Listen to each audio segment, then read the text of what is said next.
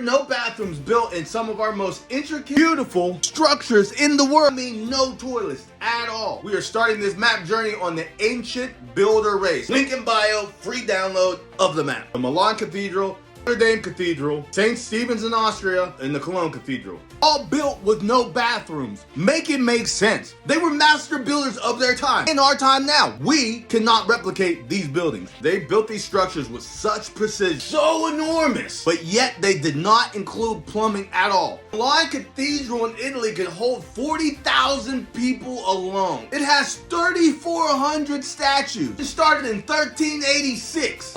Plumbing in sight. Now look at this thing. It is magnificent, it is huge, it is beautiful. You could not tell me right now, one, looking at this, that they did not understand plumbing. You could not tell me right now that everything in this cathedral was not thought out and executed perfectly. We are going to use analytical thought and common sense throughout this journey, so if you got that, come with me. Come on. Number 2, the Notre Dame Cathedral, built with no bathroom. Look at this place, can hold 6,000 people. Precision, beautifully, perfectly built.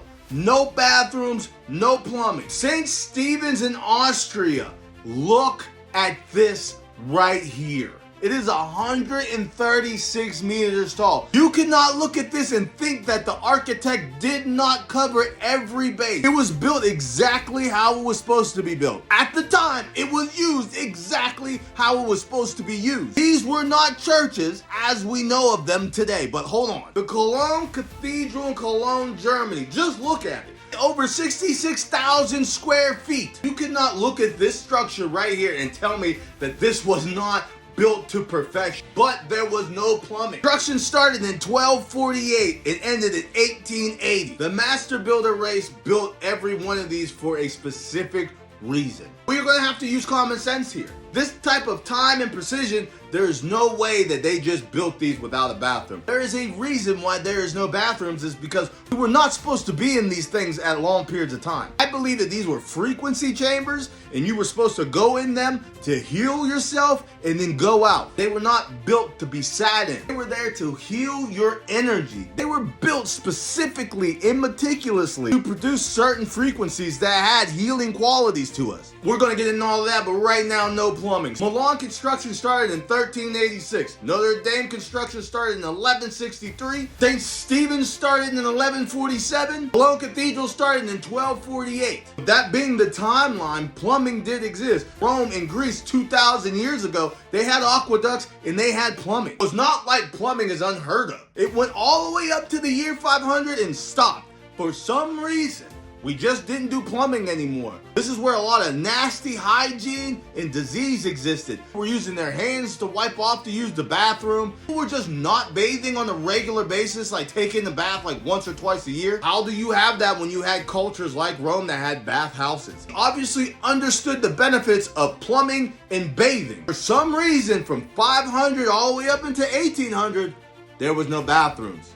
Disgusting. The timeline just doesn't make sense. How do we go all the way from Rome and Greece to having aqueducts and plumbing and bathhouses, and then all the way up into year 500, and then from 500 to 1800, we just didn't use bathrooms? This is where we use logic. It doesn't make sense. You cannot look at these structures right here that I'm showing you and tell me that they could go that far in the detail and think that this was made to hold people for long periods of time. Just use your common sense here. There is no way that they overlooked the bathroom. If you believe that, stop the video now, save yourself. You're not gonna like any more of this. You're just go ahead, just go. Around the 1700s to 1800s, everything starts to pick back up and we start using plumbing again. Or we rediscover plumbing again. Also, this is where all the inventions came from. In 1800s, almost like we restarted.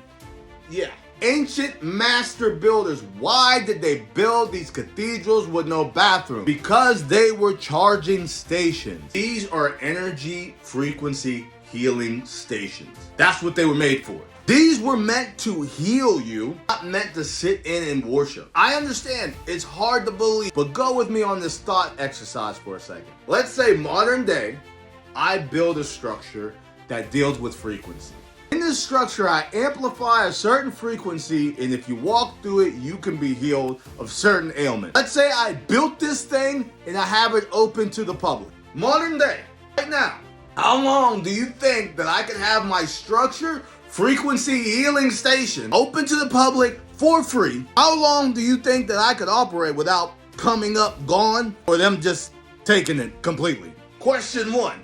Question two, once the system took it, which they would take it, do you think they're going to keep it at 100% or are they going to dilute it, control it, turn this into some sort of financial beneficial system for them? What's the difference between modern day and back then? Why were all of the organs and all of these structures dismantled, toned down, or completely disappeared? Some of them just disappeared. About massive organs. Just look at the size of these things. I don't have to tell you that whatever they were made for, we are not receiving it right now. This is not a debate. I'm asking you just to feel it.